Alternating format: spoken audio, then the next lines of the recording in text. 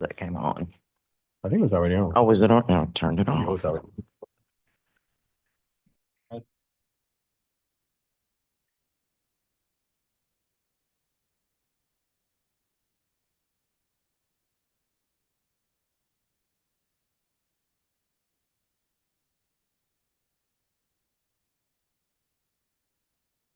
All right, thank you. We're going to go ahead and officially call the meeting to order. Welcome, everybody. Thank you for being here. Roll call, please. Present. Avery Wilson. Here. Elliot Lawrence. Here. Jasmine Julio. Deborah Patrick. All right, thank you very much. So we have a not so long agenda here. So is there a motion that we approve the agenda as noted?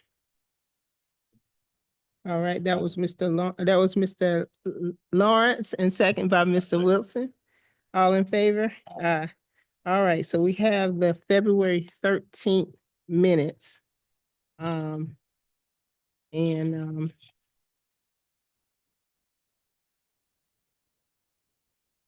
minute. Okay.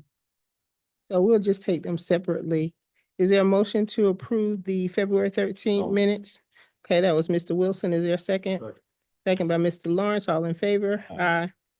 Okay. And then the March 13th minutes. And I still can vote on this, even though I wasn't present at Attorney Magic Party or not.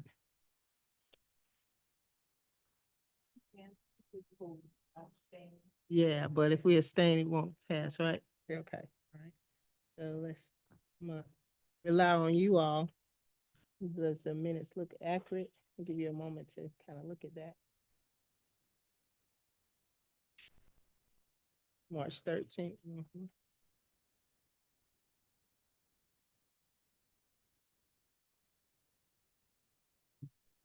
So y'all had a presentation, financial report, easement,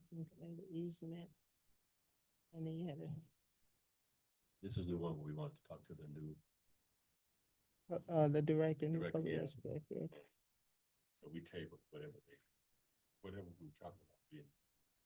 no action was on that. Okay. All right.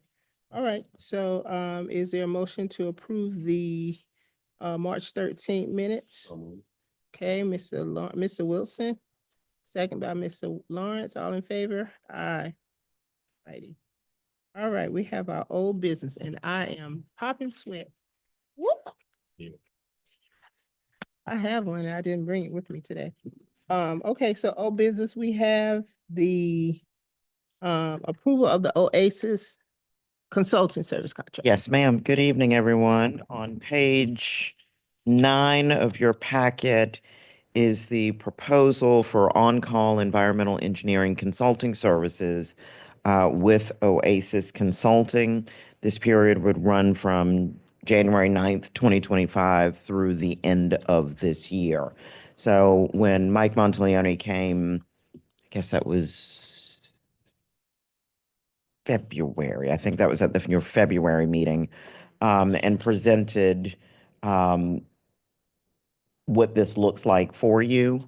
But this is the actual proposal. We delayed the vote on this at your last meeting because we wanted to make sure that Ms. James was present to weigh in with any considerations or concerns before we move forward. And Attorney Matricardi, I believe you have two proposals that you sent. That can you speak to those? Yes.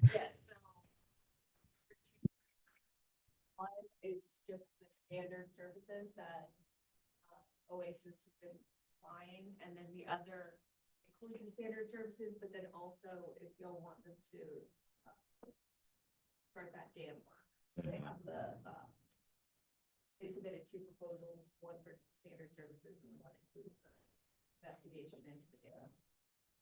Okay. There'd be one contract.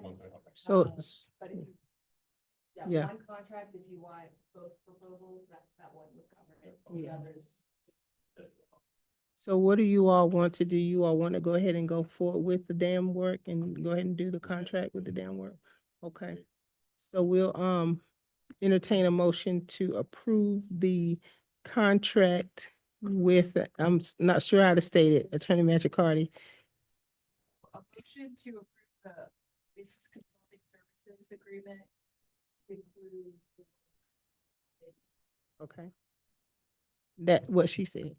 So moved. All right, Mr. Wilson, second by Mr. Lawrence. All right, all in favor? Aye. All right. Thank you very Next much. item on the agenda is the TSW presentation, update on that.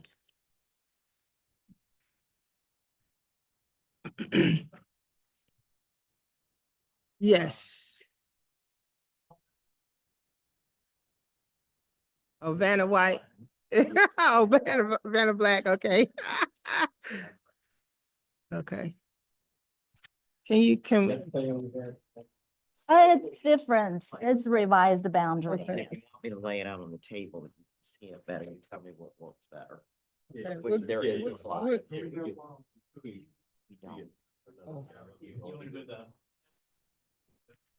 Oh.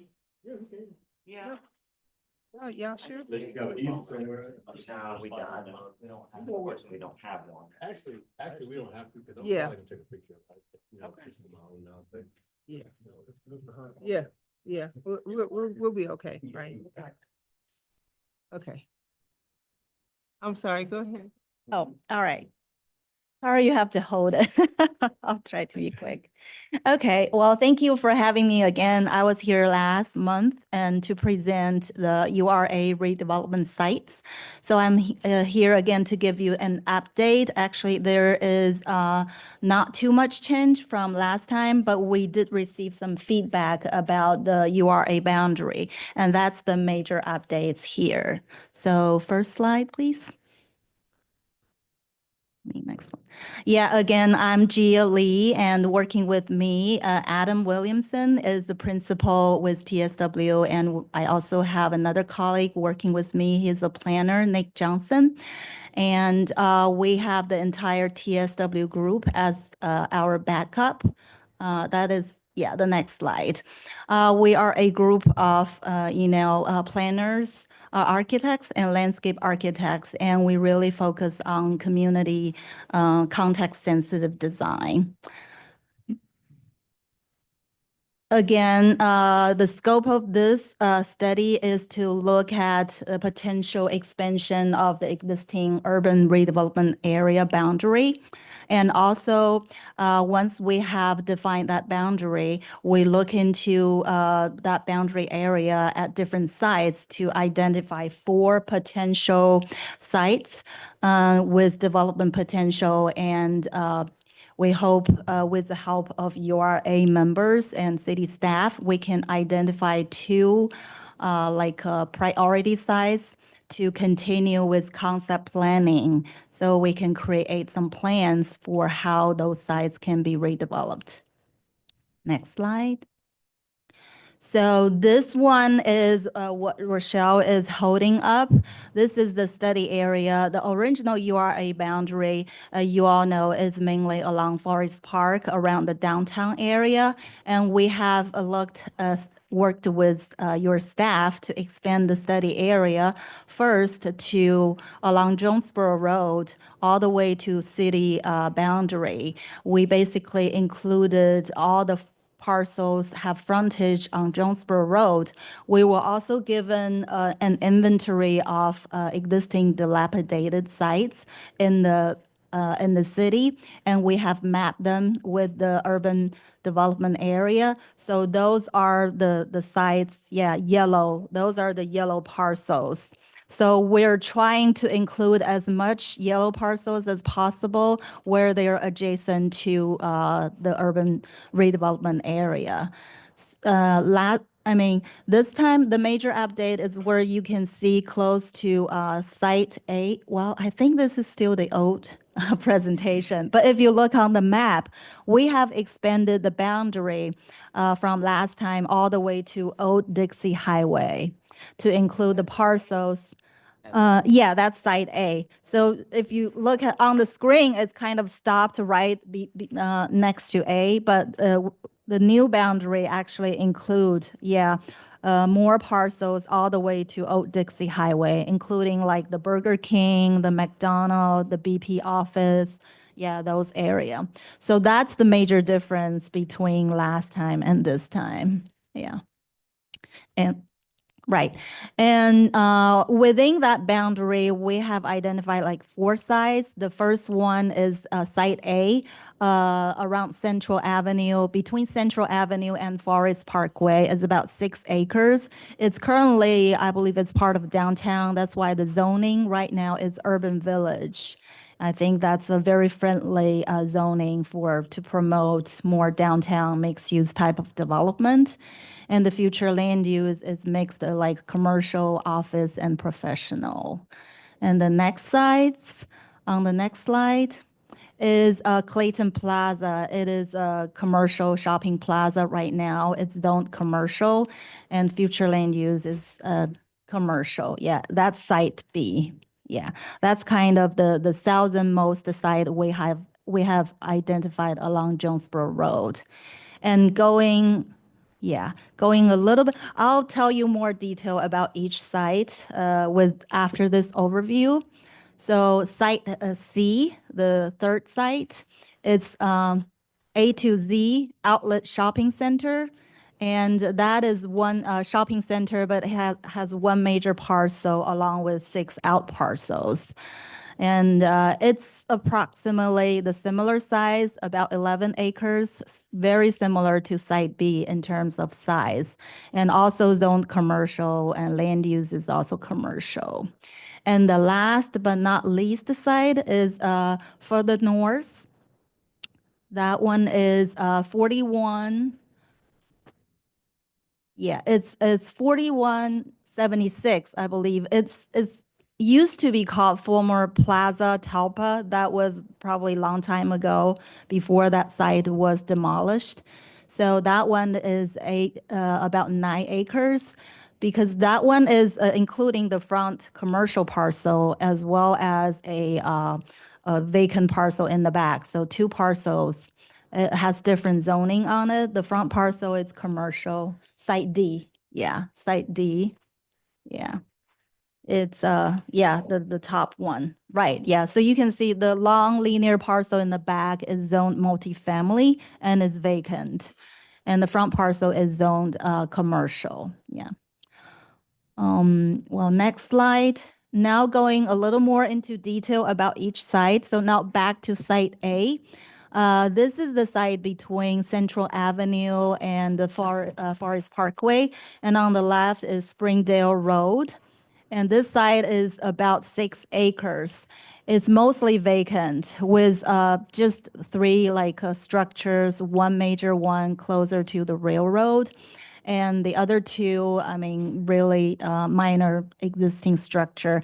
And most of the land are already owned by URA, I believe, and except the parcel to the further east, the small parcel is a privately owned land, which we have not included as the site, but when we're looking at this, there is that vacant parcel close the previous car service shop. That one, I think, is a pretty good candidate, can be considered to be included into the whole site. So yeah, this site is relatively flat, and it has a total tax value about 1.2 million. However, most of it is already owned by the city, so the land cost is pretty low. So the other dotted line, that's across the street, right? No, it doesn't cross street. Oh, it doesn't cross the street? No, I mean, the red dotted line is the boundary of the URA. Okay. Yeah, the area not screened back in the middle, like the T shape, that is the site being identified to be considered for redevelopment concept. All right, thank you. Yeah.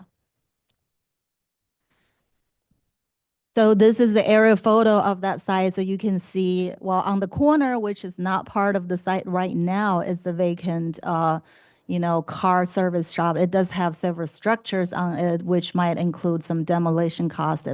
And certainly the city needs to consider acquiring that if that one needs to be included. But the rest of the site are mostly owned by the city. I think next slide it summarizes kind of the pros and cons of this site.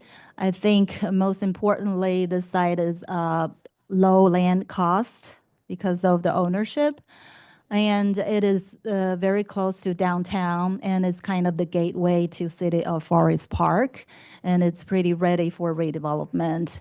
The disadvantage of this site, I think one is the little private owned parcel and the corner parcel, which kind of blocks the site from the, when you come into the city from the west.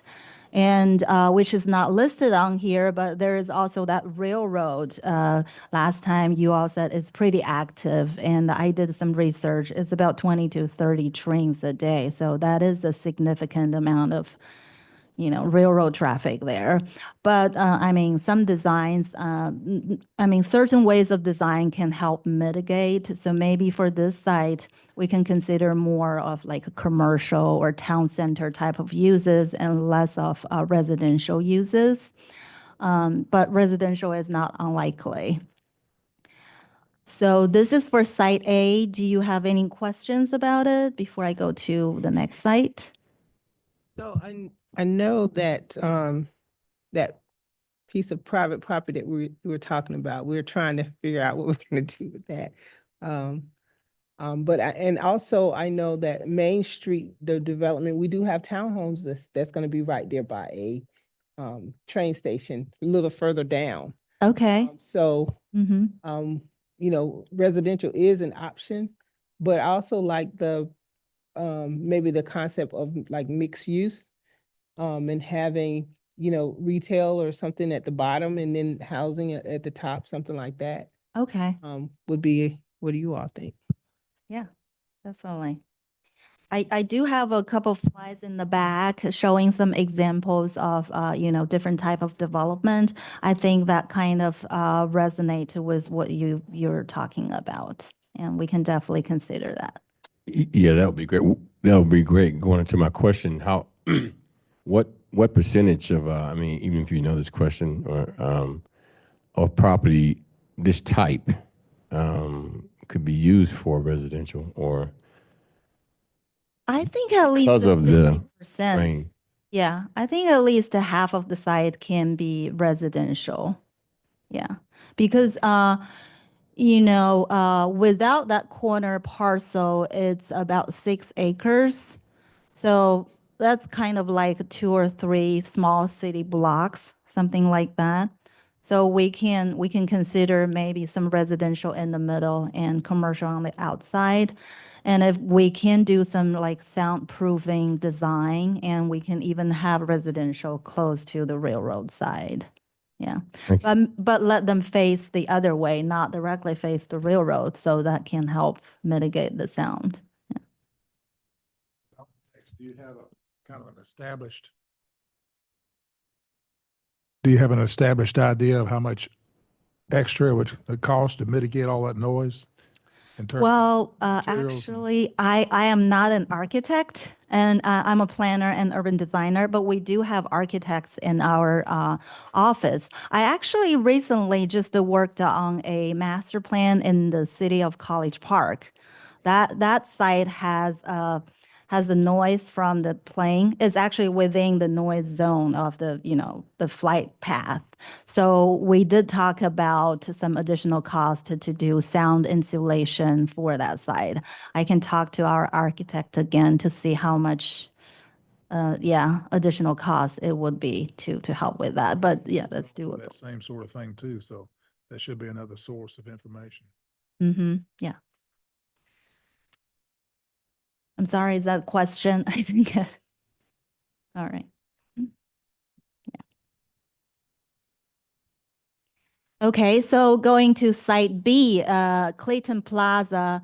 This is a big commercial shopping center and it's aging and it's kind of underutilized, but kind of have some still active uses like Wiggly Piggly, Value City, and I believe a furniture mall or something as a major anchor in this area. And it's about 11 acres. It's very accessible from like three sides, Jonesboro Road, Courtney Drive, as well as the street on the south. I forgot the name of it, but yeah, that's three sides you can access the site. But on the west side, there are some topography, there are differences between Courtney and the site.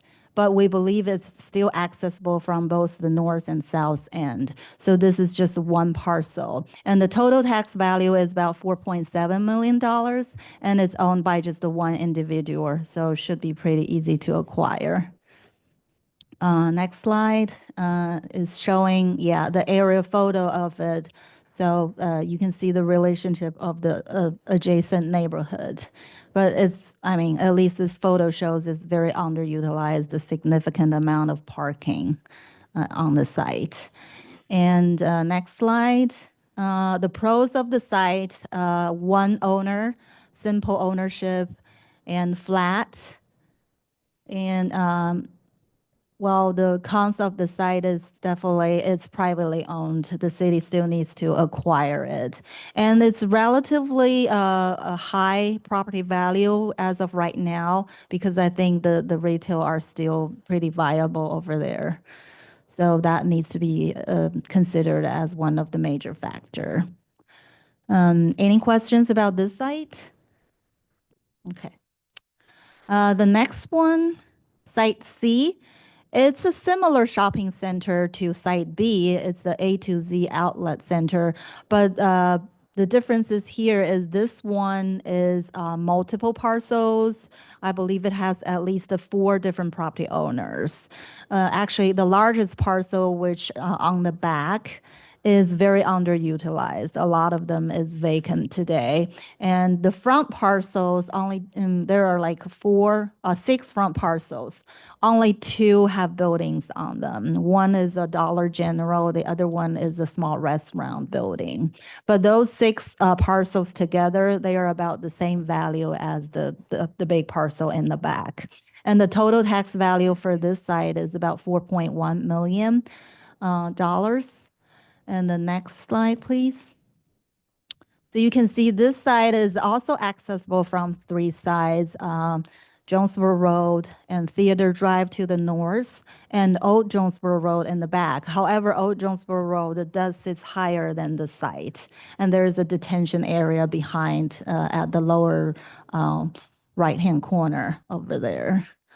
And next slides.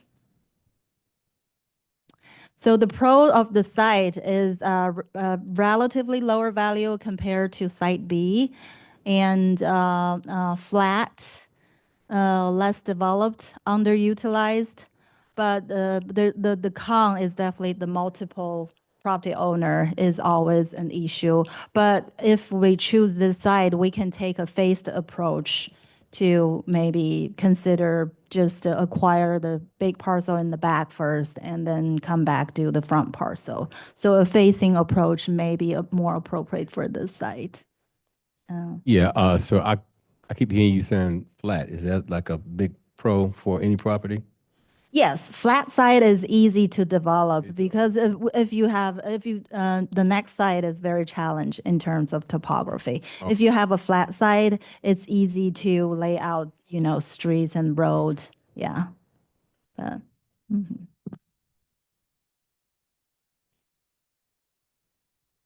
So the next site, this one has 2 parcels, like I mentioned, one front on Jonesboro Road, but that site is actually most of the sites sits lower than Jonesboro Road. And the back parcel is a long linear parcel. It has never been developed. But the issue for this side is, first, the two parcels, they're at two different level. The front side is significantly lower. I believe there are at least like 30 to 40 feet difference between the two parcels. And this side is actually only about $1 million in terms of tax value because it's, sits vacant probably for a long time. Next slide, please. So this aerial photo kind of tells a better story. You can only access the front parcel from the area close to the shopping center, and it goes down really low into the site. And the back parcel sits high in the back. And next slide. So the advantage is definitely vacant and low price, easy to acquire. But the disadvantage is the challenge of the topography, how we can design something that can, mitigate the differences of the two sides. But that might be a way to do more like residential in the back and commercial up front without too much, interaction, but still definitely have like at least a pedestrian connection. Yeah, something like that. So that's the last site. So from here, we kind of picked the two sites as a start because I know the purpose of this exercise is we recommend 4 sites, but we'll let you decide which 2 you want to pick and choose to go to next step to develop the concept plan. And we kind of just listed site A and site C because we kind of feel like there are 2 different categories. Site A and site D are both mostly vacant and they're relatively lower value.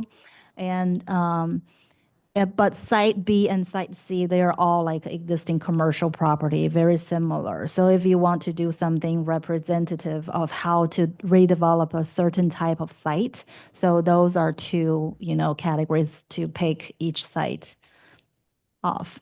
So site A is definitely, top priority because it's mostly owned by the city.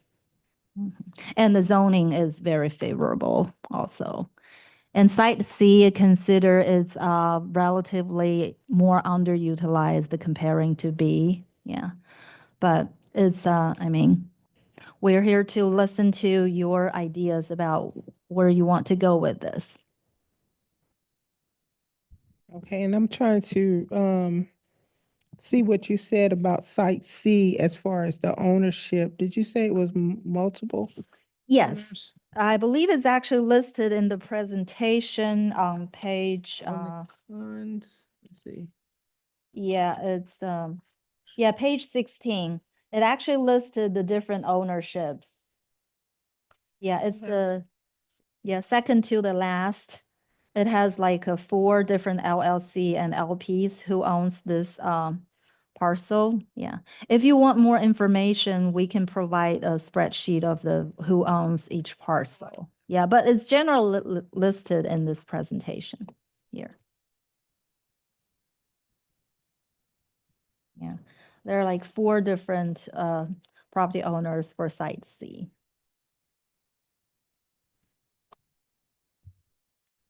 Mhm.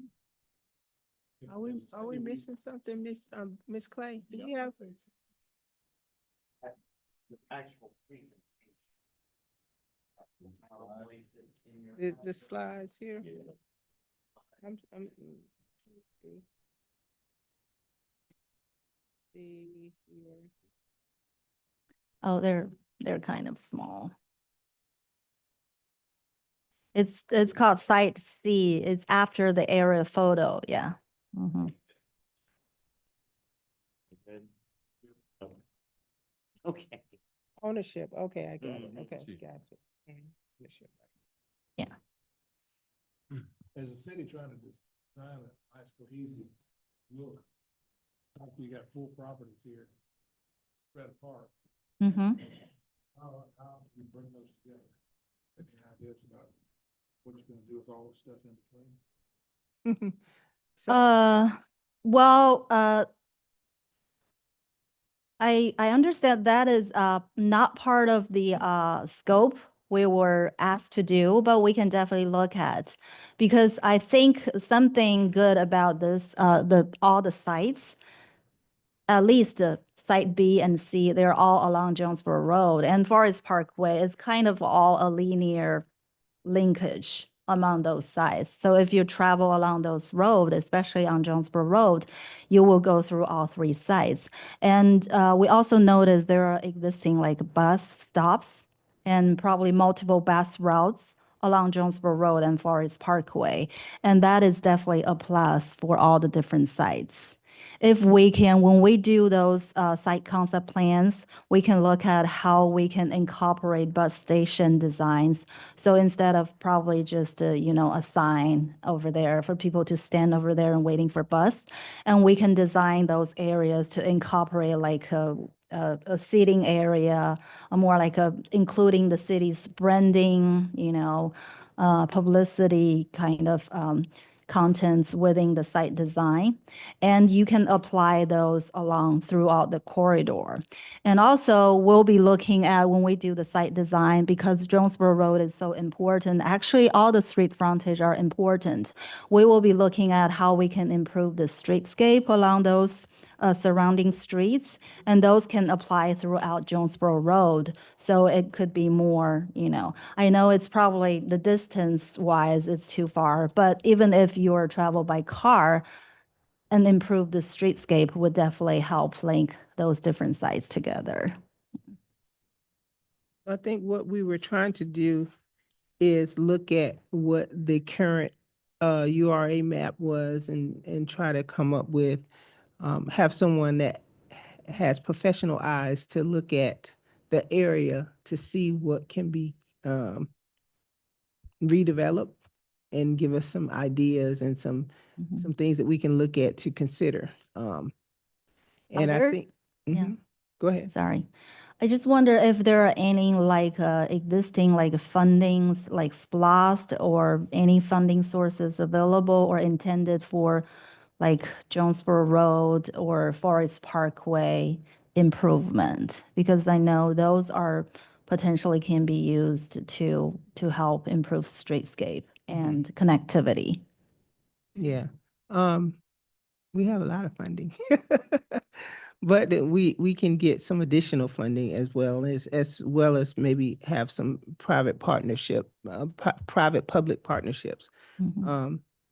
I think that since we already kind of own A, Mhm. that may be the first thing that we need to kind of look at, seeing the possibilities of what could be there.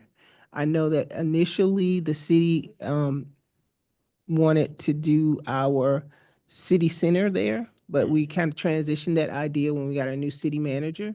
And well, initially it was going to be something for the fire department and for them to do their training and what have you.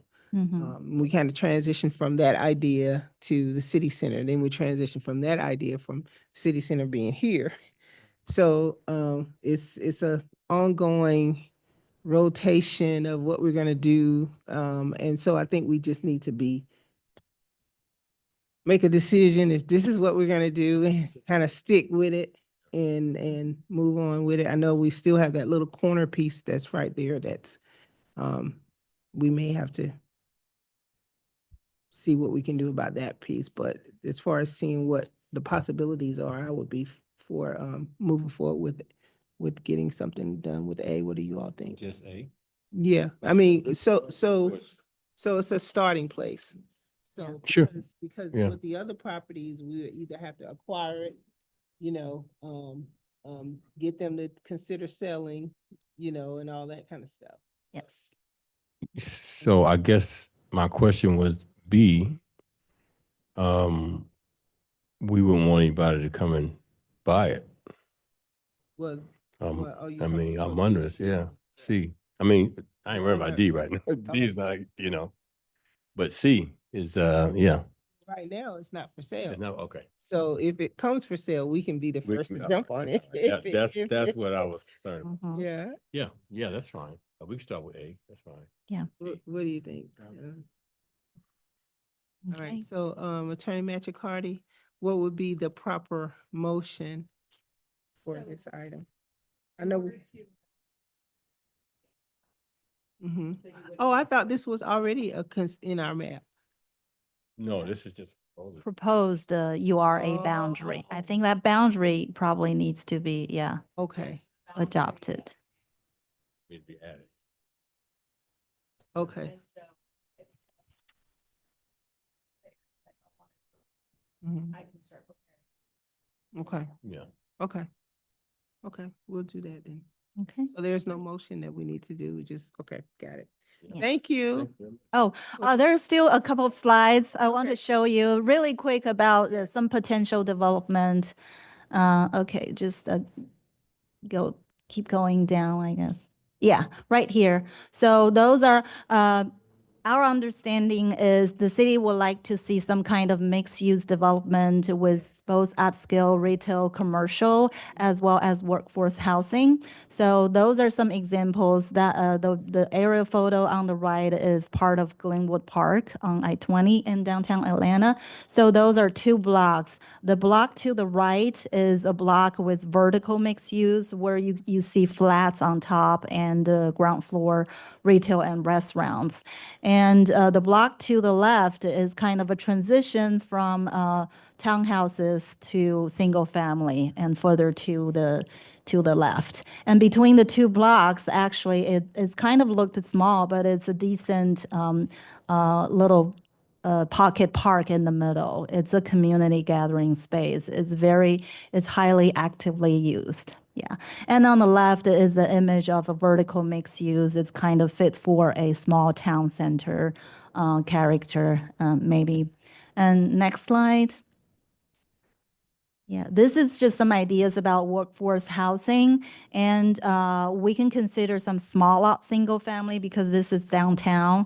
And normally, the small lot single family can be arranged in more like what we call a cottage court, where they all face a common green space and have parking in the back. Next one. Those are some townhouses and, yeah, different type of townhouses where normally you see in town center area. And next one. Next slide.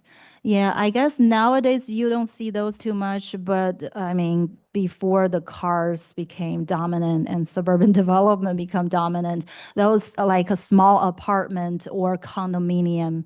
I would just call them flats buildings. The one on the left is a 12-unit multifamily building, and the one on the right is a 4-unit multifamily building. So those are very, neighborhood-friendly scale, not like the huge apartment complex on like one giant parcel.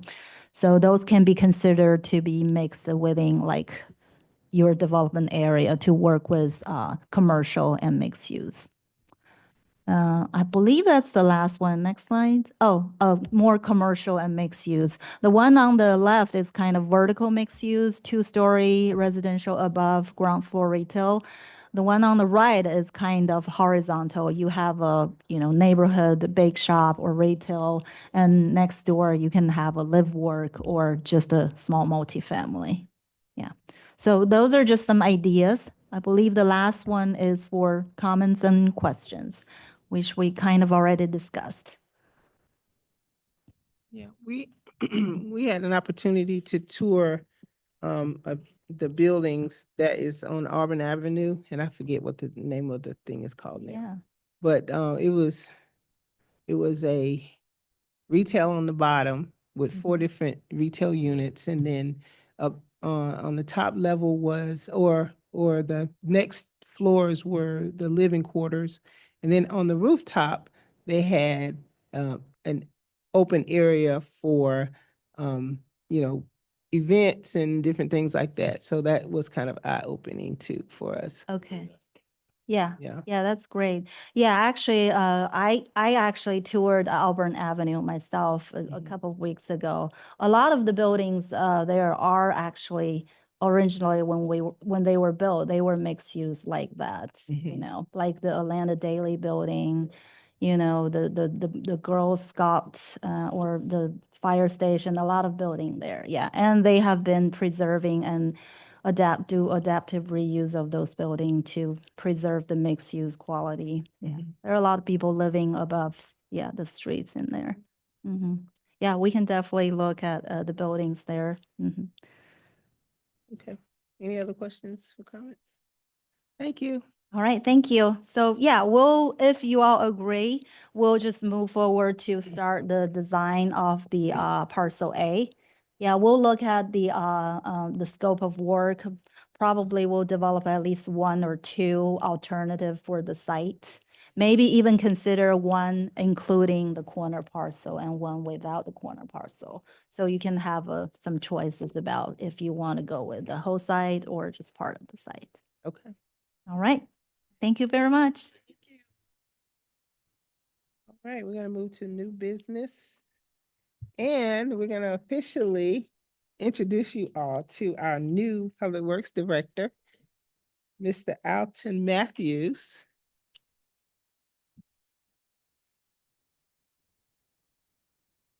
Welcome. Thank you. Thank you. Alton Matthews, Public Works Director. Pleasure to be here. So this evening, I'm going to give a presentation based on recommendations for roads within Fort Gillem. Next slide. On the agenda, we're going to talk about pavement defects, different types of pavement defects, definition of pavement deficiency, the assessment of the Fort Gillem roads, and the recommendation for resurfacing. Next slide. So typically, there are 13 types of pavement deficiencies. I'm going to concentrate on the ones that impact Fort Gillem roads. And I didn't number them, but to the top left corner, that's what we call alligator cracking. Alligator cracking, it happens due to high volume traffic roads, poor subbase, which allows the moisture to get into the asphalt and definitely impact the subgrade, causing movement. And then you ultimately get that, which generally pops out into potholes. We're going to go to the right, top right. That's typically what you call block cracking.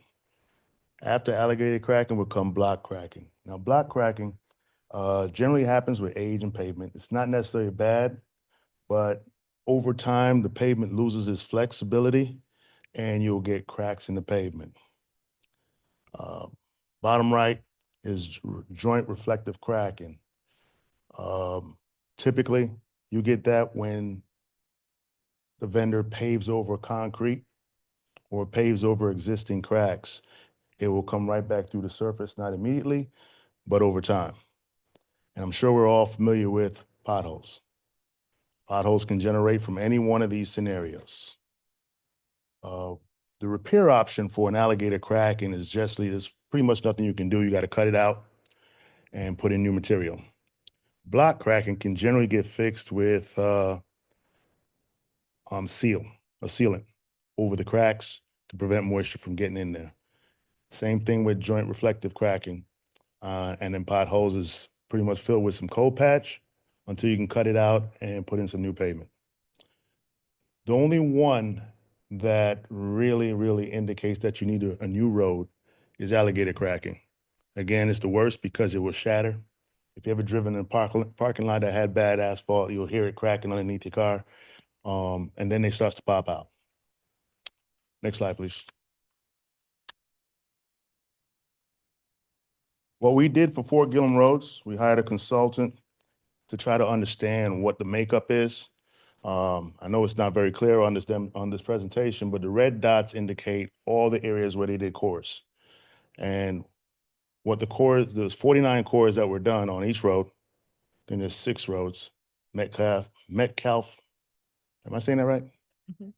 Metcalf, Flankers, Metcalf Connector, Metcalf, missing one. Metcalf Extension, Kroger, and then Anvil Block. So they went through the roads, cored down to see exactly what the assessment is and what the buildup is, so we can try to understand if the roads are sitting on dirt or if they're sitting on some other kind of pavement and so on. In doing that, they were measuring the sub-base, the base, concrete if there's concrete, binder, and how much topping is on the roads. Next slide. So this is Metcalf Road and Flankers Road. And the question is, why does this happen? I just gave a brief history of why we get block cracking. And over on the right-hand side, you have the alligator cracking.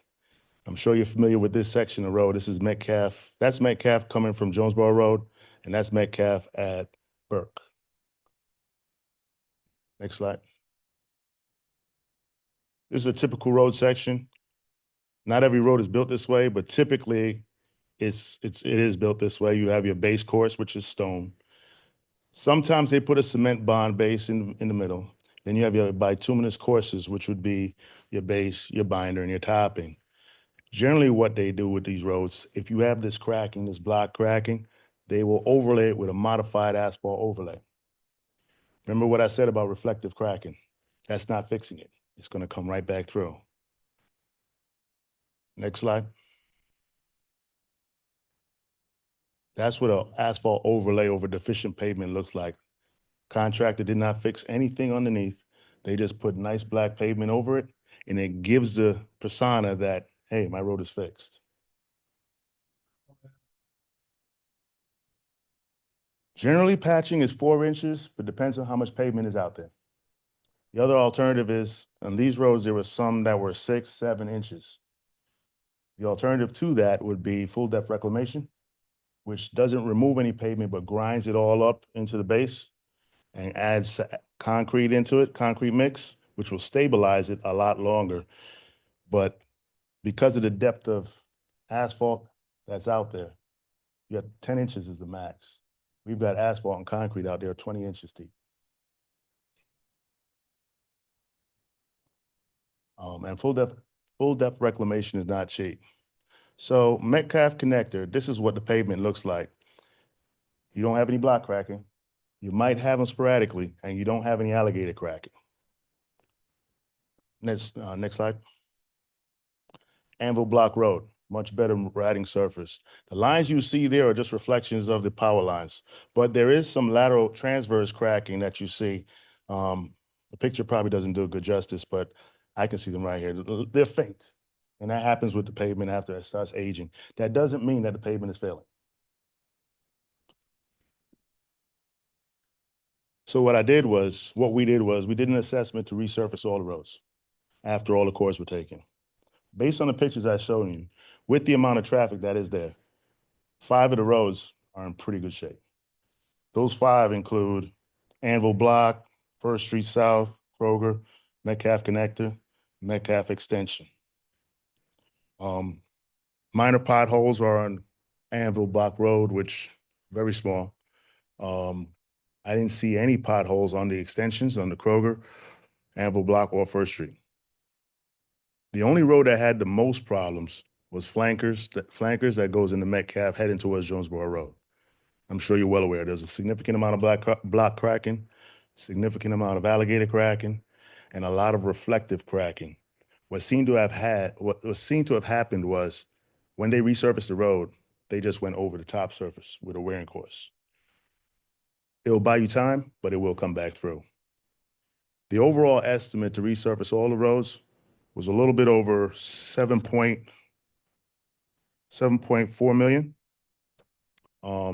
which is a lot of money. But that's not taking care of all the cracking. That's not taking care of any deficiencies. That's just milling down 2 inches and putting back 2 inches. That reflected cracking may come back. I can't tell you the time frame, but maybe about 5, 7 years, and you'll still be asking the same question. My recommendation is to prioritize the roads from highest priority, and Flankers, Metcalf would be number 1 on the list. Reduce your out-of-pocket cost to about 1.2 million. And that is an estimated cost, given that we go with the 2-inch in and the 2-inch out. Next slide. And that ends my presentation. So say that again. Seemed like in my memory, we spent 15 million on the pavement when we bought the place? Is that, I think when they first acquired the property from Kroger, and they had to do, they had to put roads in. And Ed Wall will probably have the history of that. Our financial guy will probably have the history of what we actually spent, the URA spent to do the roads at that time. But since that time, that was 10 years ago. So since that time, there's nothing been done. When you're saying putting in roads, that's a total different construction. That's Mhm. upgrade, everything from the base to the Mhm. bottom up. Resurfacing is just taking it off from the top and putting it right back. There is no patching, and I didn't see any patching for these roads, which also would elevate the cost. Patching is cutting it out in sections, putting it back in that 4-inch depth so you can get some stability, and then resurfacing it with 2 inches of asphalt. That is not the case for majority, at least the 5 roads. And for the depth of alligator cracking and the amount of asphalt that's out there, there's different methods for flankers and Metcalf. There's an open graded mix you could put down to mitigate the cracking, and then that will definitely prolong it from coming back. Open graded mix, I know I sound like technical, is what they use on the highways. Water percolates through and comes out on the shoulder. If anybody never knew, when you're driving after a rain, all the water's on the shoulder, not in the road. So are we able to hire, and I guess this might be a question for Mr. Clark, are we able to hire Public Works to do the work for us? I don't know if that's, mhm.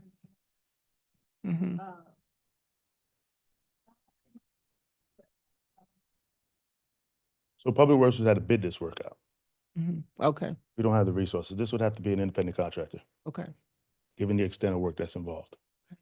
And so the cost estimate that you're speaking of with the 2 rows, I think you said recommend the 2 highest priority roads. The highest priority roads was Flankers and Metcalf, Okay. So that's about how much you think it would come in at? 1.2 1.2 million. million? Yes. Okay, for those. Based on the numbers, the estimated numbers for the items that I listed. Mhm, okay. Now, those numbers fluctuate Mhm. because as oil prices go up and down, it Right, impacts asphalt. okay. And then, Ms. Dennis, I know that there was a road that needed repair. Is that part of this? Do you know? It's actually Mm-hmm. They're actually, and you've already approved You've that. already Oh, okay, okay, got you. Okay, got you, okay. Okay. Any other questions you all have? Thank you, Mr. Matthews. You're welcome. Appreciate you being here.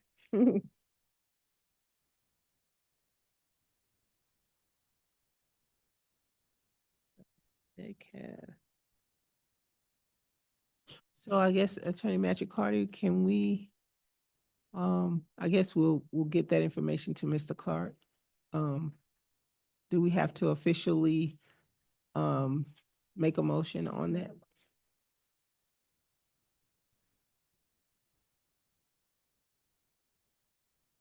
Okay. Let's see.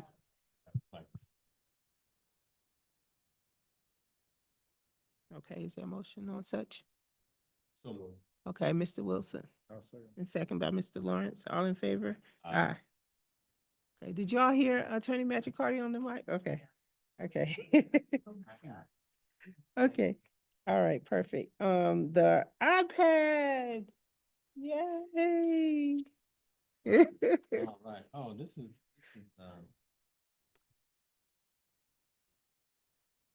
So you are, this is Josh Cox, he's the IT director for the city of Forest Park.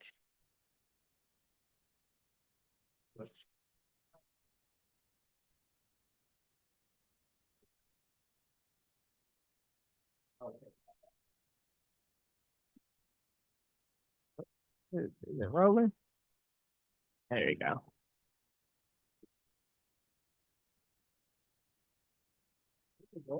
Making a lot of noise. Ah. I apologize. I'm a little casual tonight. Oh, no worries. Michelle Dennis has been working me hard over there. For the new site we've been building. We have two of our members that's out. Yep, I can just bring those next time, or y'all can auction them off, or. All right. So, you already have a city Yeah. iPad, but we do have you a Magic Mouse, which if you're not familiar with, it's just Okay. a Apple version of the mouse. And it Oh, will okay. connect to your iPad via Oh, Bluetooth, so you can wow. use it just like a regular mouse. Okay. I didn't realize when I ordered these case covers, they actually have a trackpad that works with the iPad. I didn't think it would work with the iPad, so I'd ordered y'all Magic Mice too. I'm gonna give these to you. If you find that you don't find it useful and it's use the trackpad. Oh, I find it. Okay, all right. there you go. I'll turn yours around here. Okay, so are either of y'all familiar with iPads? Yes. Okay, so we're gonna. Okay. Perfect. Okay. All right. Well, then you don't need anything. No. Okay. So we do also, we have set you up with city email addresses as well. Oh, yeah. That's great, yeah. Yep. So we'll set those up this evening. The paper in front of you has got, you have your email address as well as your temporary password and the PIN to the iPad. I would recommend changing that PIN at some point in the near future, as it's not a very, okay. Gotta record. Yeah, yeah. Mind if I- oh, okay.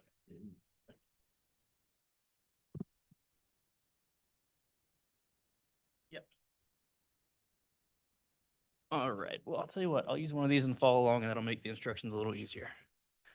Okay, so if you would, at the top left of the iPad, there's a button up here, and that'll wake it up. And then if you'll swipe up from the bottom on the screen, if you just put your finger at the bottom and swipe up, it should bring you to a PIN number. Looks like this, where it's asking for a PIN. You see that? Go to the middle. Wipe from the middle. Yep, that little gray bar at the bottom. There you go. Okay, perfect. So it'll ask for a PIN. So then you'll put in that PIN that's on that piece of paper in front of you.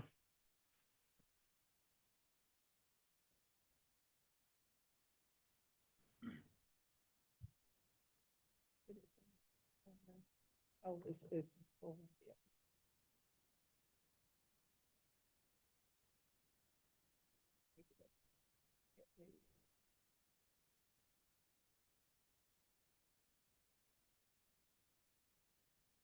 And they should already be connected to this Wi-Fi in City Hall. They do not have cellular, so you'll need to be on Wi-Fi wherever you're using them. All right, you got it unlocked. All right, perfect. So if you would click on, you should have this, you should have a mail icon, and we'll set that up first. You can either use Outlook app is installed on it, or if you'd prefer to use the native mail app, you can use that too. My preference is the native mail app, but either one will work. We're using Outlook.com or Exchange? It is Exchange. It's the not Exchange Alliance. All right. This is your email app, a little mail looking icon. So if we open that, we're gonna set this up. So we're gonna go. You only have to do this the first time. All right. So you would type in your email address there in that first field.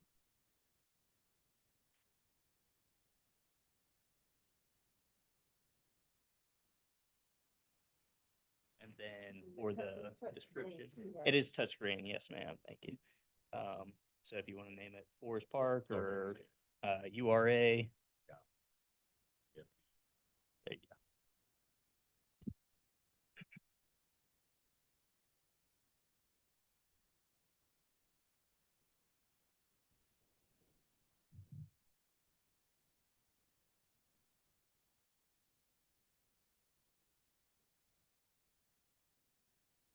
No worries. Way these cases work. Just magnet. Pull up. We don't have a case on the actual iPad itself, it's just a case cover. Be as careful with them as you can. Yeah, yeah, the magnet's pretty, it's pretty sturdy and it's a fairly good case and it's larger than the bezel. So it should do an okay job protecting it. Careful.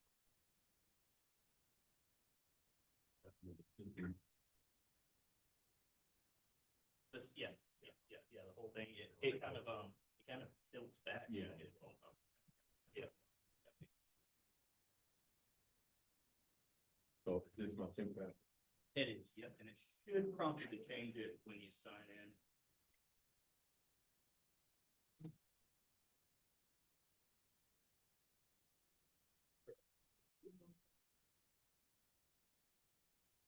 Perfect, okay, so for the description, if you want to just name it, whatever you.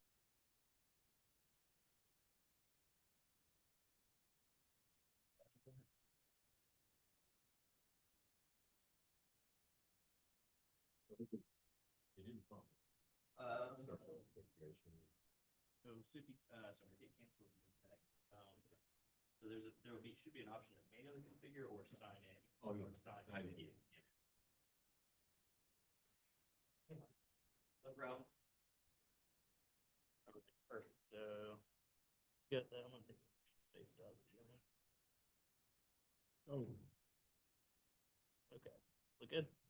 yeah. So we'll do sign in here. You don't have to do this one time. You don't have to do this one more. So if you would put in that password right there, capital first letters. No numbers in there. Nope, no number badges at the top.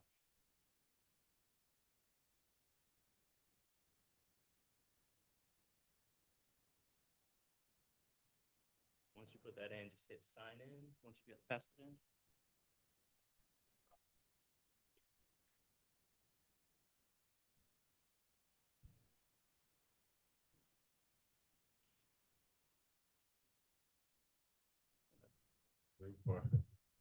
I'll limit myself in case.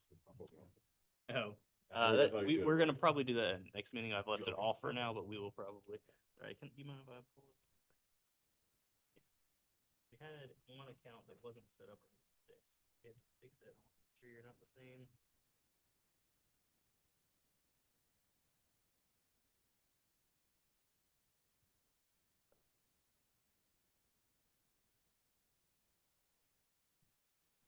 All right, so you need to set a new password. So if you would type in what you want your password to be, and then you'll have to do it twice. You have to confirm. And it needs to be one uppercase, one lowercase, two numbers, and a special character. I believe 8 characters.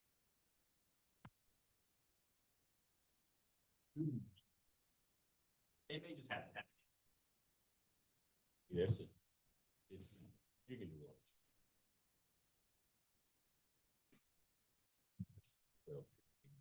Yeah, we'll probably move.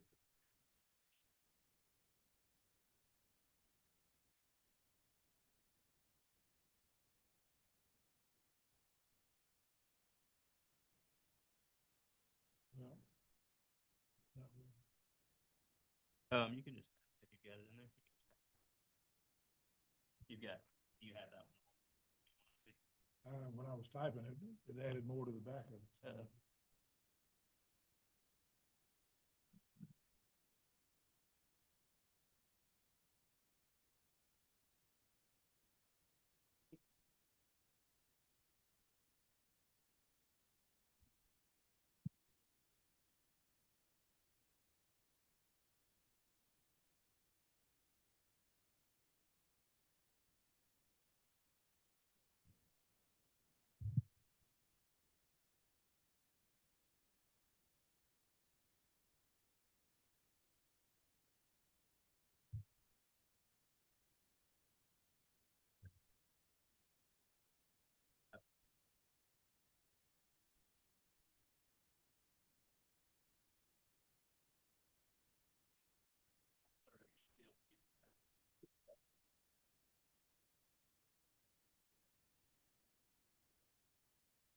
Is approval required? Okay.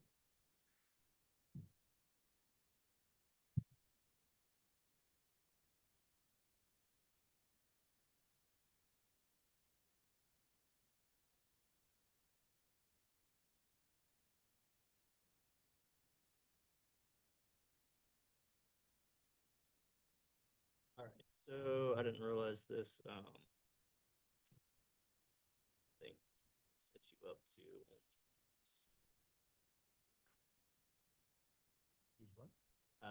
It's just a different app for email.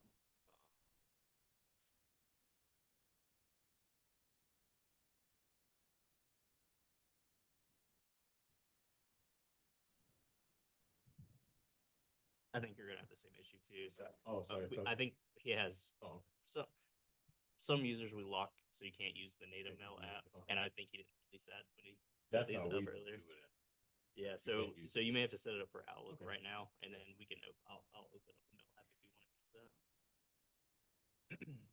So to be just signed in or provide off.com?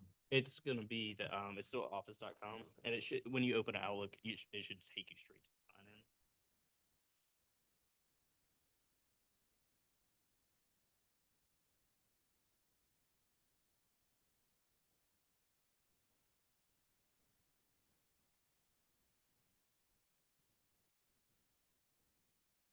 Oh, sorry, can you do that password you just set?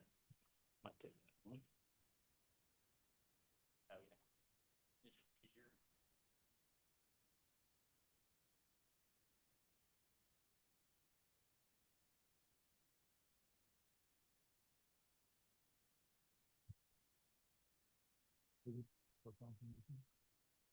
No, it's in your, that's the password you just set. So do we just need to create an account? No, sorry.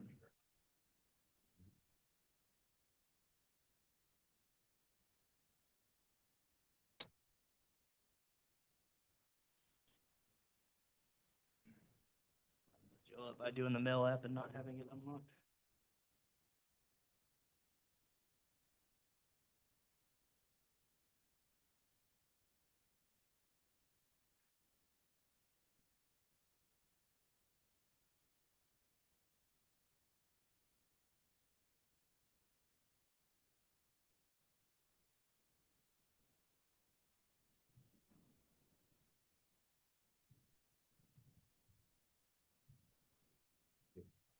Actually.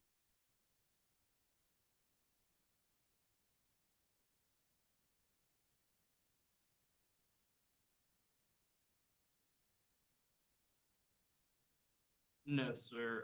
Let me reset his real quick and then I'll come over and do yours. I think I'm messed you guys up. If you would type in the password you want to be that one you had set. We'll just do it that way. And then you Okay. so.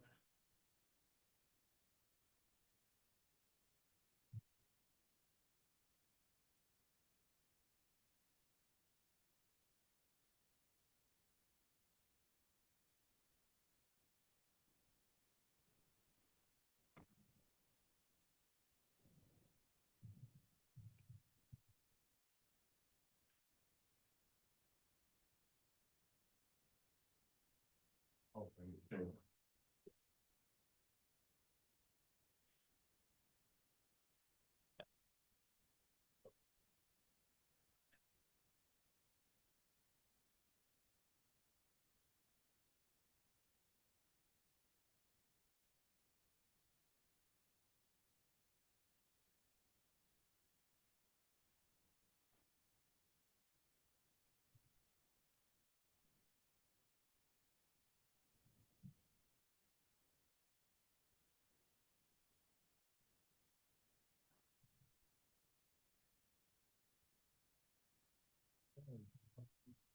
It's a Apple iPad.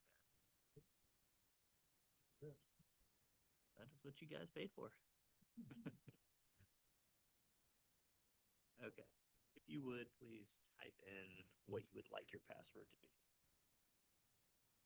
Same as what I just did. What the one you had yeah, you said it too. Like I said, I think I messed you guys up by. And yes, and just. Right.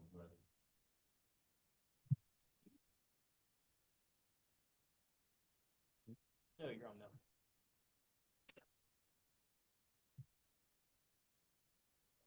I've got to release the mail app for you to be able to use it. So.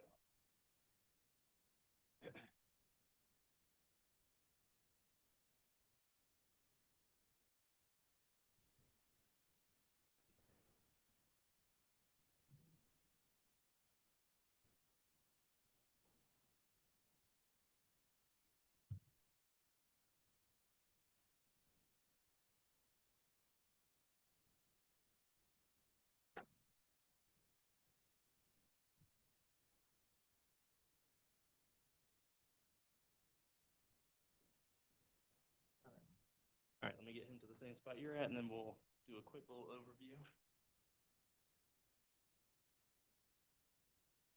So by default, for this working ID, it's going to be the focused inbox. Yeah. If you want to turn that off, we can.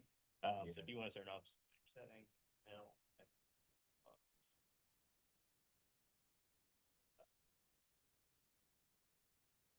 Yeah, they're pushing that on everybody. It's terrible. I do not like that. Okay. So if you, that is your email, which I think is going to probably be the main purpose other than doing research, looking at documents that are shared with you, probably through email. It's gonna be. Okay. All right. So a couple things I do want to go over with you. You should have an email from me, Josh Cox, that has a equipment issued form. This.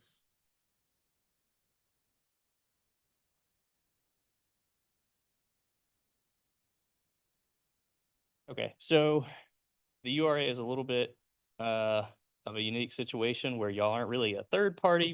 Sometimes we have contractors that work for the city. We issue equipment. We have them sign this form. So y'all are part of the city, but you're still a little bit of a separate entity. You don't typically sign the normal policies that city employees sign.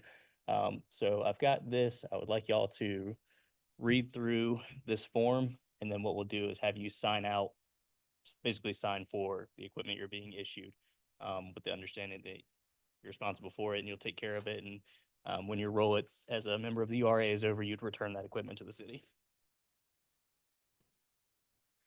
So it's two forms in one. The first is it's the acceptable use policy that explains what you should and should not be using city equipment for. And then the other one is the actual signing out and maintenance of the equipment. So to scroll it, you can just go up and down. So it starts.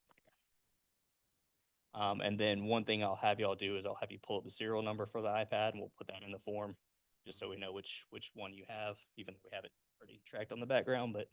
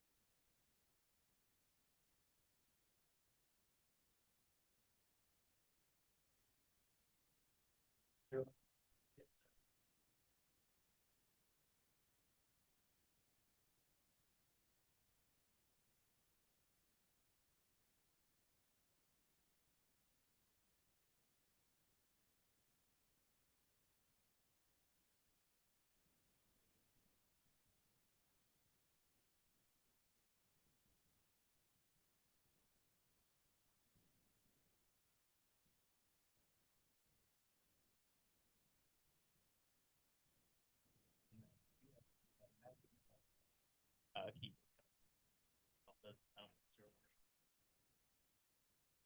So if somebody steals this thing, we gotta pay for it.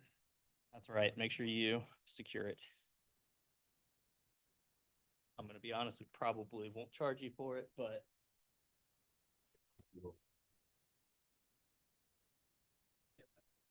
name it.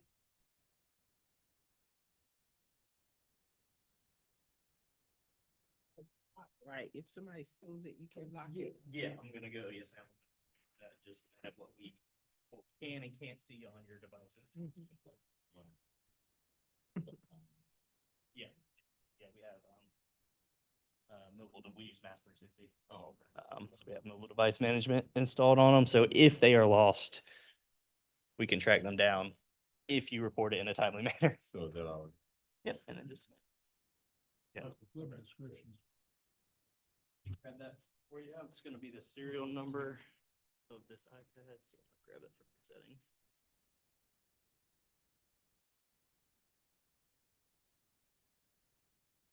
Just the serial number for this iPad. So you.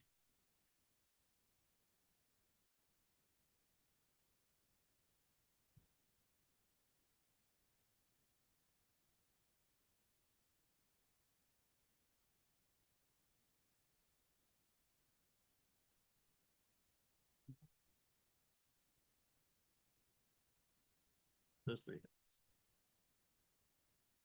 So this is the keyboard cover, and then this is the magic mouse that you'll be What's taking. magic about it? It works with an iPad, which is sometimes hard to do. And so we'll set those up too. It's really just, they just join via Bluetooth to it. Actually, they're probably not charged, but. And then, so that's the first part is that third party, and then the second part is acceptable use policy.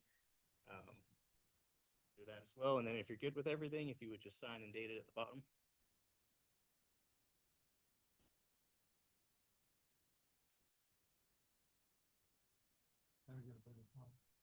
Do what? You can,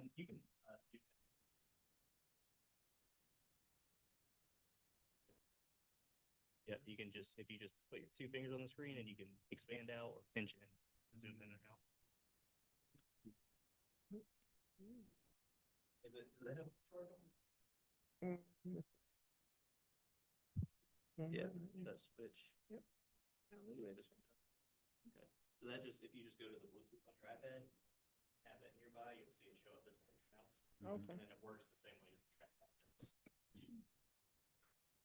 Well, that works. Yeah, it's pretty loud. Mhm.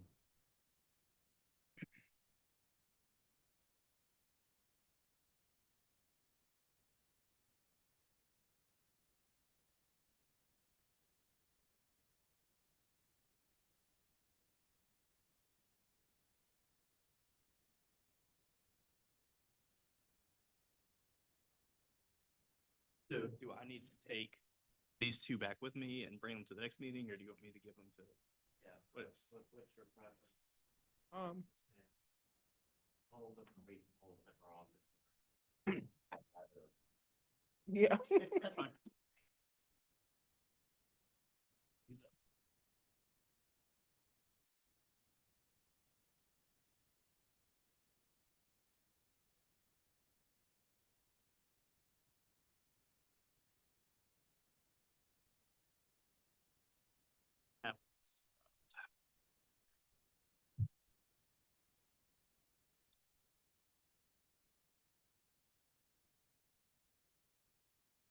Okay, so also in the iPad box, you have to take those with you as well, and there is the charging block and charging cable in there, and it will also charge the mouse. So, same cable for both.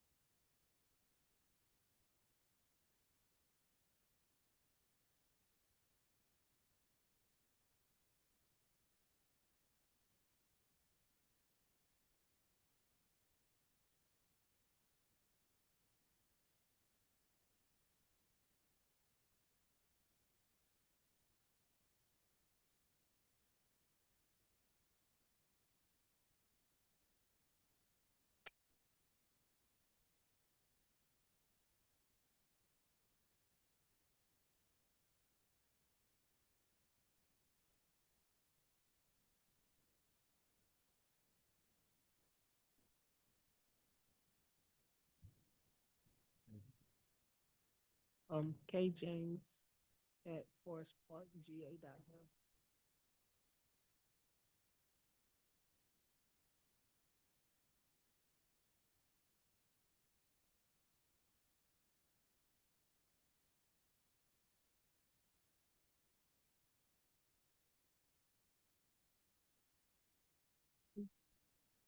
Came up.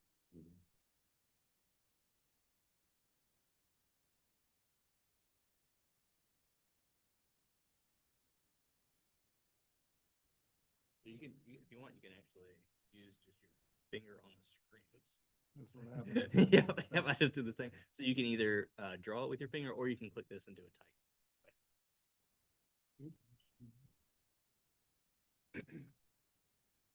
Perfect. The last thing is just like your date right. Oh, you put yours up. Well, no, I don't have one. I didn't bring one. And then I don't- you're good with I didn't get everything it. and agree to it? Yeah, Just I hit have one that already. submit button. Okay, perfect.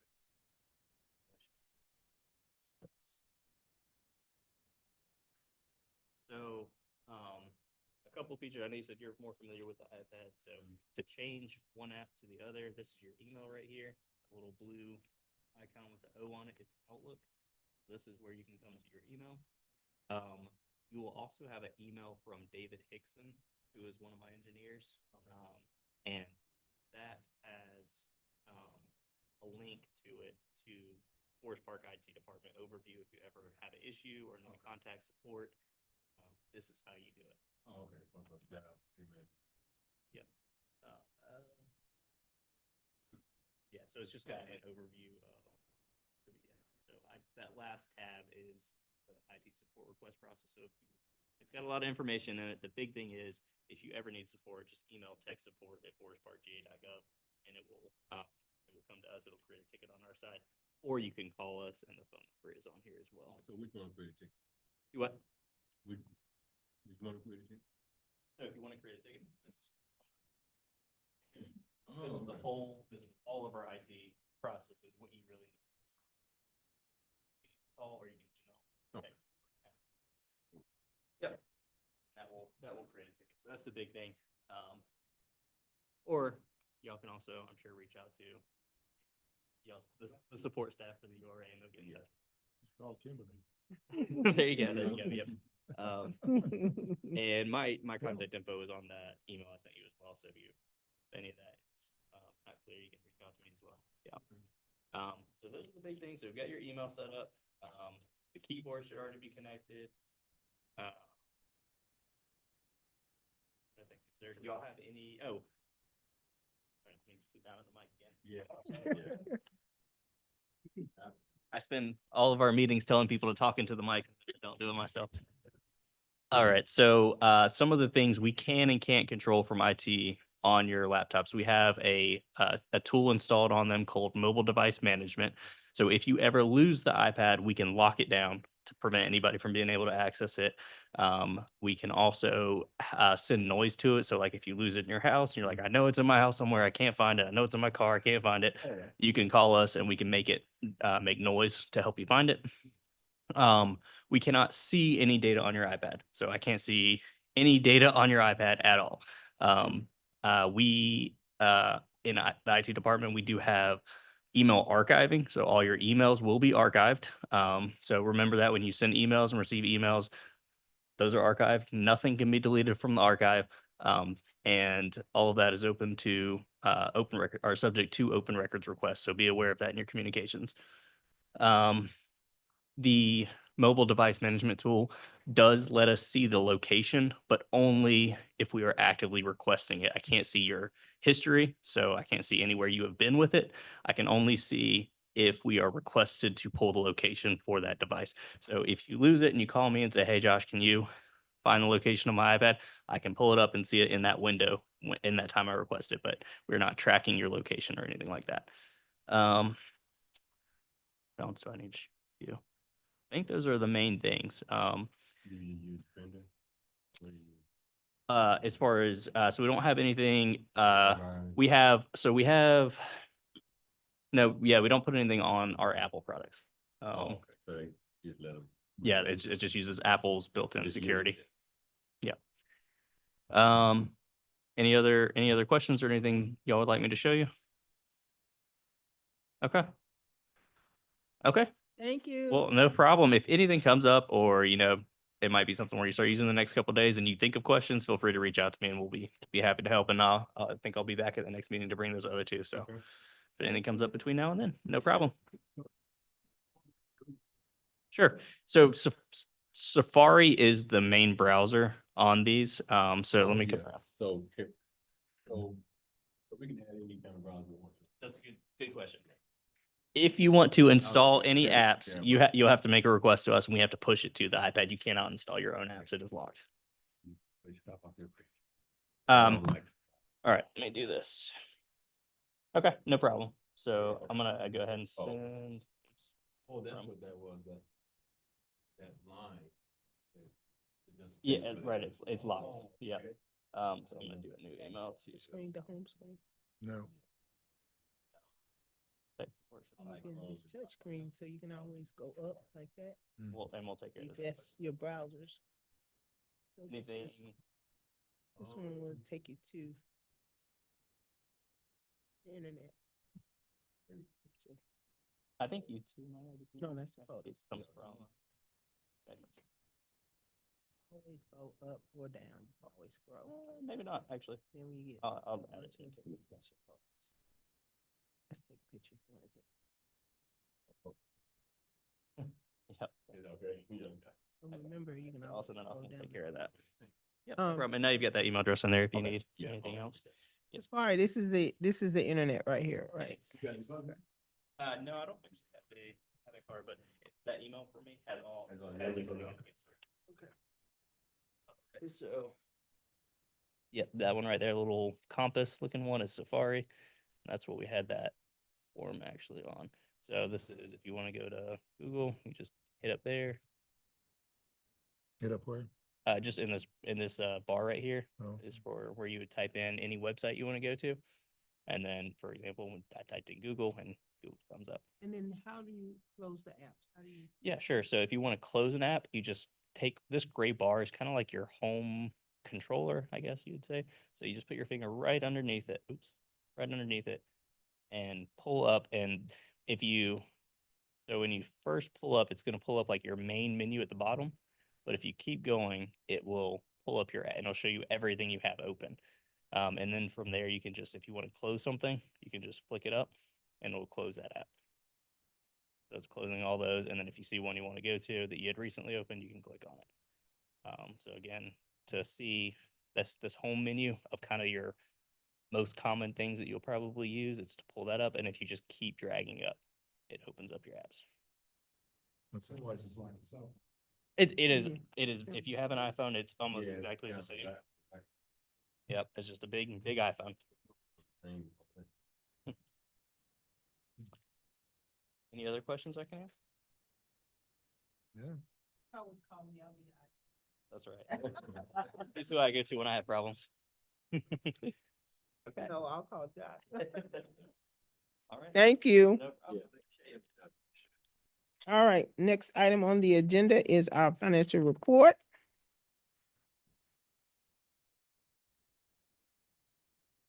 Thank you so much, sir. Yes. Had I knew it was gonna be training, I think I would have brought you up first. Yeah, no problem. Good evening, everybody. Good evening. All right. Then I'm gonna just run through and go over the March 2025 URA financial report. I will start out with the cover sheet, the operating cash, operating revenue, operating expense. Operating cash, we have in our URA name of an Army checking account ending in 4594. We got beginning balance of 3,704,859 with an ending balance of 3,699,926. URA Kroger checking ending in 4610. We got 3,366,494.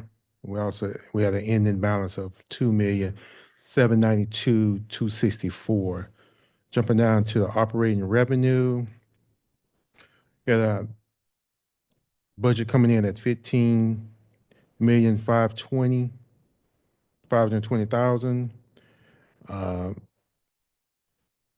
Significance of this particular, the revenue, the year-to-date actual, investment income is 1,110,950, which is growing because of the reinvestments that you do. Operating expense, and I'm probably jumping the gun, but next month you should see the new purchase of the 13 million, which will be next to, in the revenue, which would be next to that sales of property proceeds. So that's going to look really good right there. Jumping down to the operating expense, you got a budget, expense budget of $3,081,050.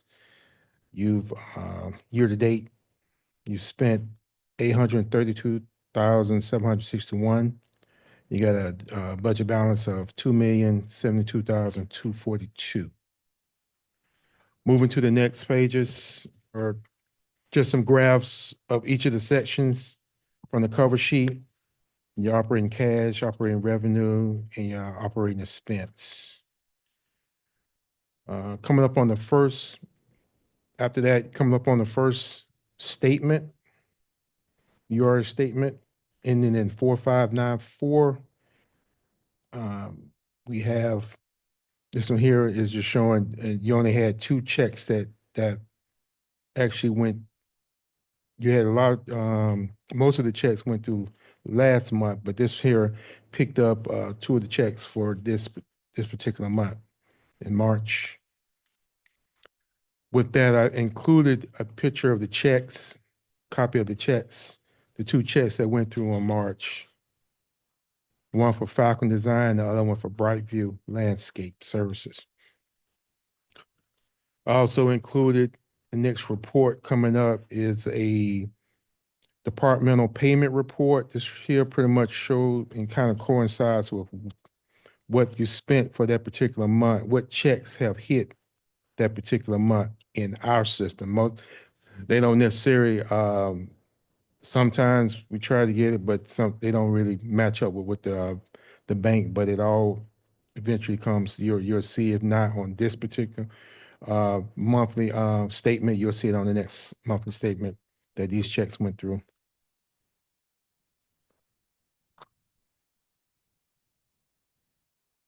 Okay. We have another statement coming up.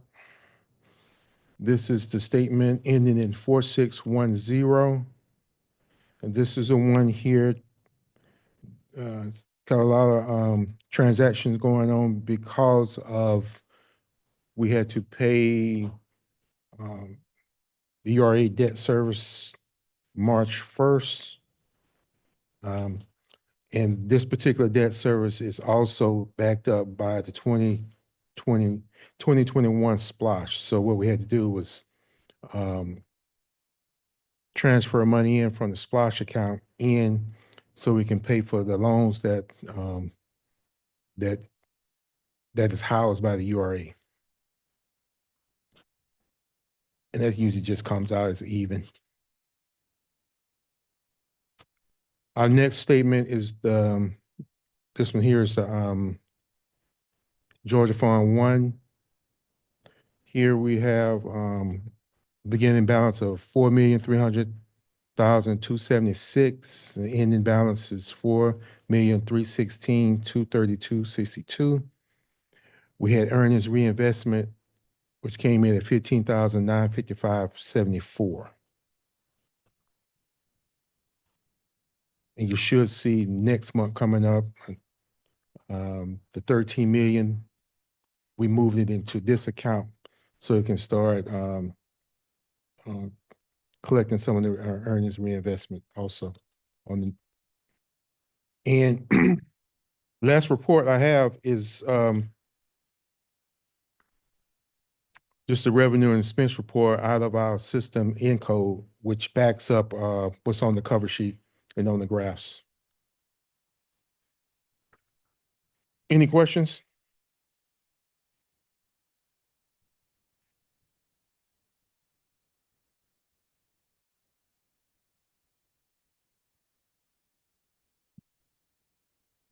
Any questions from the board?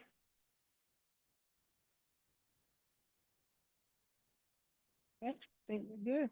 All right, thank y'all.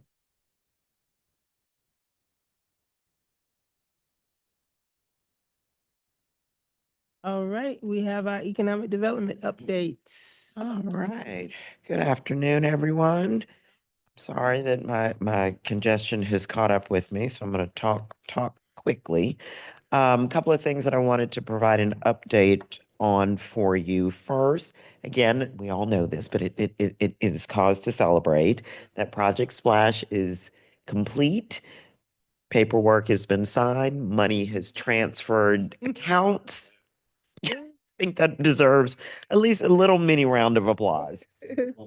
And as soon as we are lifted from our NDA, we will figure out a way to publicly share and talk about this, but could not be more excited about having that that done.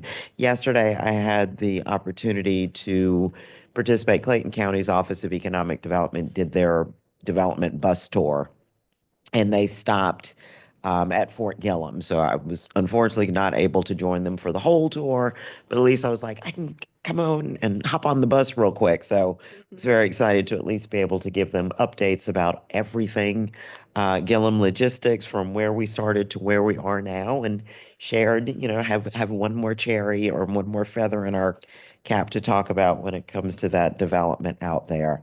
As I mentioned earlier, the catch basin repair at 200 Metcalf Extension, they will be out there on Monday to get it done.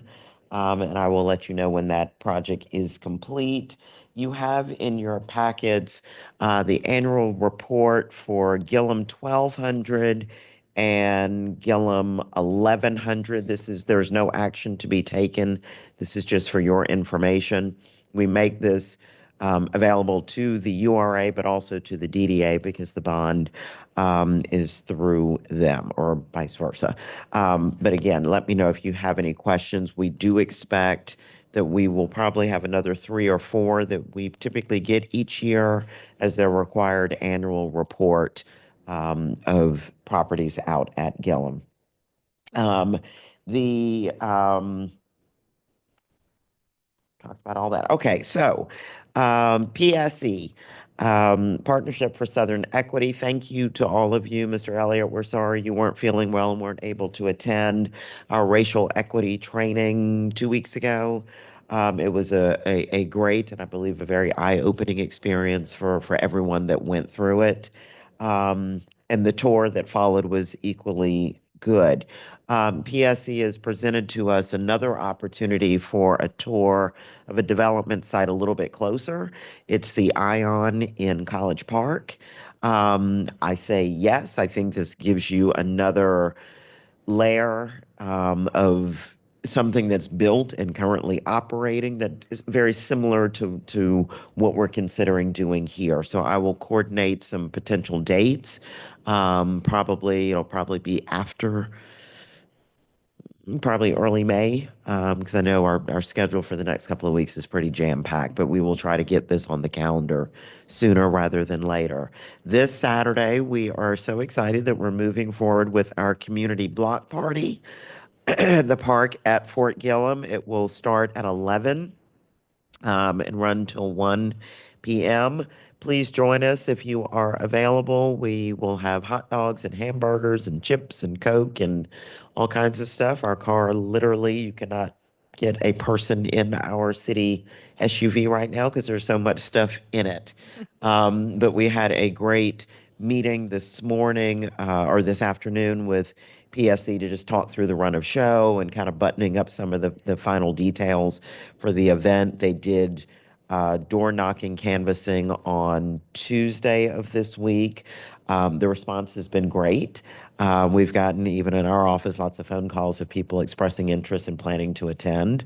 And following on probably a month ago when they initially did their door knocking and canvassing, just introducing themselves to the community.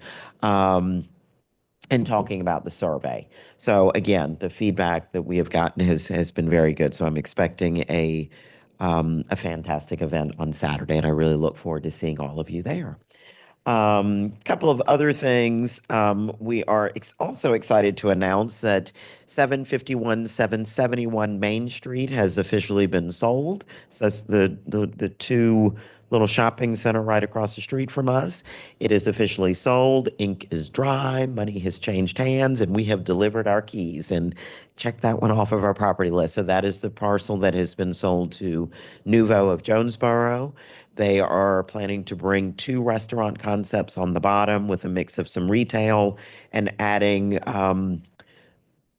6-ish luxury loft style apartments on the top. Yes, sir. Is this the one right across from what used to be Georgia Power? Yes. The 2 little white buildings. Yes, Wow, okay. that one. And speaking of that, so we are very, very close. I literally just got the final contract on my desk this afternoon to hopefully signing the deal to close on the 2 parcels across the street. There is another mixed-use development in the works in that same area right there on Main Street, and hopefully we can have that buttoned up soon. The 29 unit townhomes on Main Street directly across from the Army Navy store. They have applied for their LDP, their land disturbance permit. So I'm low key stalking them because I'm like, okay, you got your LDP like 2 weeks ago. When are you turning dirt? When are you turning dirt? So hopefully we will see dirt turning very soon. And then finally, 850 Main Street. If you have not driven by, please drive by or go pop in. That building is owned by the Development Authority and the vacant lot right next to it.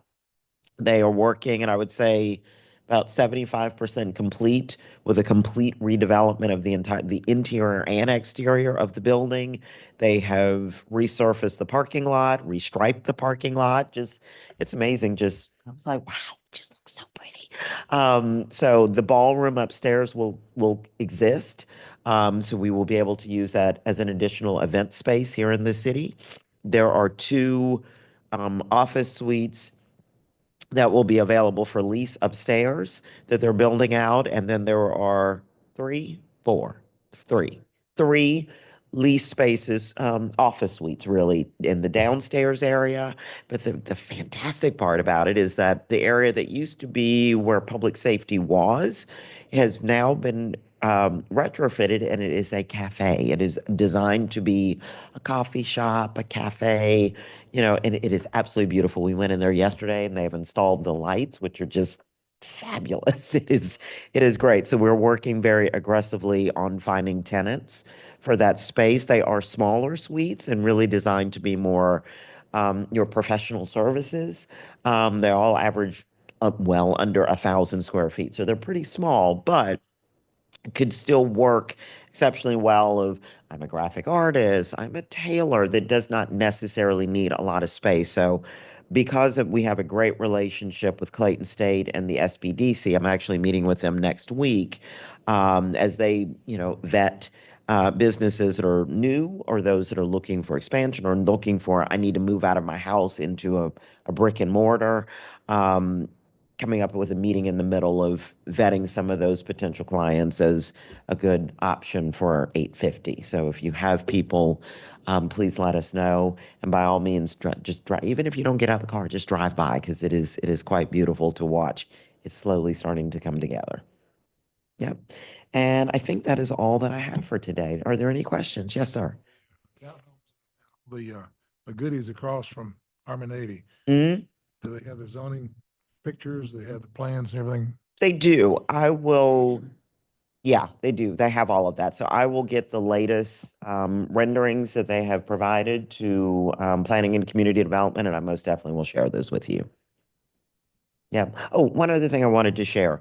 We are moving forward with our first public art campaign here in the city of Forest Park. So we are working in partnership with Planning and Community Development, and we have created a art district or an artist. I'm trying to say an art overlay district over the Main Street district. We have put some teeth together in creating a public arts commission or a public art committee. Hopefully within the next couple of months, we will actually be able to stand that up. I will serve as the de facto director for that committee as well, but we're very excited about having a true public art program in our Main Street Arts and Entertainment District. And so we've got some really great ideas, and we've got some artists that are chomping at the bit to get to paint and sculpt and do some really, really great stuff particularly in our Main Street district. And then the last thing is on next Friday, April the 18th, which is Good Friday, at 10 a.m., we will publicly launch Elevate, which is the city's first workforce development program. Our partners with that are the Atlanta Center for Self-Sufficiency, but we are also partnering with Clayton State, Clayton County Public Schools, Atlanta Technical College, Calvary Refuge Center, and I want to say there's one more that I'm missing off the top of my head. So if you are available, please, please, please come and join us next Friday. I'm sorry, 819 Forest Parkway, Suite D It is right next to the Little Caesars. Yep. And it's called Elevate. So I really look forward to seeing you there. And they're excited that we have worked very, very hard in a very short period of time to clean, fit, do all the repairs and stuff to get that suite ready for them. And so they literally started moving in yesterday. So Yeah. what's the purpose of this event on the 18th? It's the grand opening.